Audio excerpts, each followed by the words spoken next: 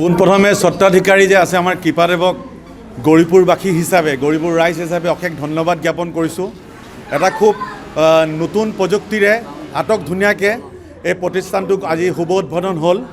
আমি খুব আনন্দিত, কাৰণ প্ৰতিটো ঘৰত যেতিয়া এনেকুৱা এটা পেচেণ্ট থাকে, ৰোগী থাকে, সেই ঘৰখনত কিমান যে দুখৰ বিষয় হয় বা কিমান কষ্ট কৰিবলগীয়া হয়, সেইটো একমাত্ৰ সেই ঘৰবোৰে গম পায়। আজি ঘৰৰ ওচৰতে এনেকুৱা এটা প্ৰতিষ্ঠান হৈ পালে, যিটো পেচেণ্টৰ কাৰণে আমি হয়তো নিমহান্সত যাবলগীয়া হৈছিল, বেংগালোৰ যাবলগীয়া হৈছিল বা দিল্লীত যাবলগীয়া হৈছিল, কেলকাতাত যাবলগীয়া হৈছিল, নিউৰ ডক্টৰক দেখাবলগীয়া হৈছিল। সেই গোটেইখিনি কাম খুব সম্ভৱ ইয়াত অতি ধুনীয়াকৈ হ'ব, খুব নতুন প্ৰযুক্তিৰে হ'ব। আৰু মই কৃপাদেৱ ছাৰক এটা অনুৰোধ জনাম গৌৰীপুৰীয়া ৰাইজ হিচাপে, তেখেত যাতে এইটো এটা মানৱ সেৱা, এইটো এক ধৰণৰ মানৱ সেৱা হয়। গতিকে এই মানৱ সেৱাটো যাতে মানৱ সেৱাৰূপেই তেখেত মানে ব্যৱসায় যাতে কৰে, ব্যৱসায় হিচাপে যাতে ব্যৱসায় নকৰে। বিভিন্ন ডক্টৰবোৰক দেখা যায় ব্যৱসায় হিচাপে ব্যৱসায় কৰি থাকে, মানে মানুহৰ ৰোগক লৈ পেলাই, মানুহৰ যি দুৰ্গতি, মানুহৰ যি প্ৰব্লেম, মানুহৰ যি সেইবোৰ বিজনেছ আৰম্ভ কৰিছে। মই কৃপাদেৱক পাৰ্চনেলিও কথা পাতিছোঁ, মই কৈছোঁ তেখেতক যে আপুনি এটা সেৱামূলক কাম কৰিব, ভগৱানে আল্লাই আপোনাৰ ওপৰত কৃপা কৰিব। গতিকে সেইটোৱে মোৰ এইফালে মোৰ খুব দোৱা থাকিল, আশীৰ্বাদ থাকিল। এই কৃপাদেৱক মই দিছোঁ, খুব ভাল এটা প্ৰতিষ্ঠান আনিছে। গতিকে সেৱা কৰি যাবা, জনতাৰ সেৱা কৰিবা, মানৱ সেৱা কৰিবা, এইটো এটা বহুত পুণ্যৰ কাম।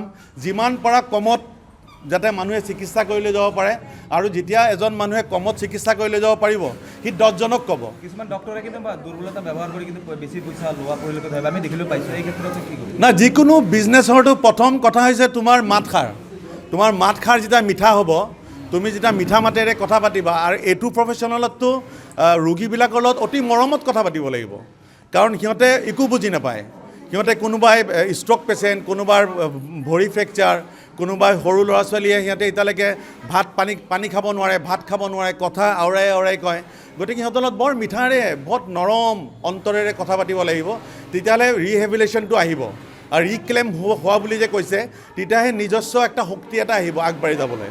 আৰু যেতিয়া মই 10টা পেচেণ্ট ভাল কৰিম, সেই 10টাই 20জনক ক'ব, 20জনে 40জনক ক'ব, ইয়াৰো ব্যৱসায় ভাল হ'ব, প্ৰতিষ্ঠানৰো নাম হ'ব, গৌৰীপুৰৰো নাম হ'ব। আপোনালোক সকলোৱে আহক, গোটেই ধুবুৰীবাসী ৰাইজক কৈছোঁ, গোটেই অসমৰ ৰাইজক কৈছোঁ, আপোনালোকে এবাৰ আহি চাওক আমাৰ এই প্ৰতিষ্ঠানলৈ। কৃপাদেৱ ছাৰৰ যিটো গৌৰীপুৰ নিউ পেট্ৰল পাম্প যিটো আছে, এইচ পি পেট্ৰল পাম্পৰ পোনেদি যিটো টুৱাৰ্ডছ বীণা মন্দিৰৰ পিনে যিটো যায়, সেই তাৰ মাজতে এইটো প্ৰতিষ্ঠান। নামটো দিয়া হৈছে PSR physiotherapy and rehabilitation centre. আপোনালোক আহিব, অশেষ অশেষ ধন্যবাদ জনাইছোঁ, বৰ ভাল লাগিল। গৌৰীপুৰৰ কাৰণে অতি আনন্দৰ দিন যে গৌৰীপুৰৰ ঐতিহাসিক নগৰত আমাৰ আজি বহুদিনীয়া এটা সমস্যা আছিল, আৰু এই সমস্যাটো খালি গৌৰীপুৰৰে নহয়, অকল ধুবুৰী জিলাৰ এটা সমস্যা যে আমাৰ এটা ভাল ফিজিঅ'থেৰাপি ইনষ্টিটিউট নাই। আজি আমাৰ স্থানীয় ডক্টৰ কৃপা দাস ডাঙৰীয়াই আমাৰ ইয়াত এটা ফিজিঅ'থেৰাপি আৰু ৰিহেবিলিটেশ্যন চেণ্টাৰ আজি ইয়াত আমি মুকলি কৰিবলৈ পাওঁ। গতিকে মই আহি যিখিনি দেখা পালোঁ যে এই চেণ্টাৰটো আমাৰ ধুবুৰী জিলা নহয়, আজি সীমামূৰীয়া অঞ্চলত বিশেষকৈ আমাৰ বেছিভাগ পেচেণ্টে বেংগললৈ যায়। গতিকে এই সমস্যাটো সমাধান কৰাৰ কাৰণে স্থানীয় যুৱক ডক্টৰ দাস ডাঙৰীয়াই যি ব্যৱস্থা কৰিছে, আমাৰ উপকৃত হ'ব আমাৰ ৰোগীসকল, বিশেষকৈ নাৰ্ভৰ বেমাৰ, আৰু বিশেষকৈ যিটো এইবিলাক কেঁচুৱা, বিশেষকৈ সৰু সৰু ল'ৰা ছোৱালীৰ যি নাৰ্ভৰ বেমাৰ হয়, আমাৰ ইয়াত নাই। গতিকে মই দেখা পালোঁ অত্যাধুনিক আৰু আধুনিক যন্ত্ৰ পাতি, আৰু ডক্টৰ দাস ডাঙৰীয়া যথেষ্ট অভিজ্ঞতা সম্পন্ন আছে। তেখেতে ইতিমধ্যে ডিগ্ৰী লৈ গুৱাহাটীত প্ৰেক্টিছ কৰিছিলোঁ। মই নিজেই পেচেণ্ট হিচাপে গুৱাহাটীত তেখেতৰ ওচৰত গৈছিলোঁ, আৰু তেখেতে যথেষ্ট বেমাৰ থকা ৰোগীক ভাল কৰিছে।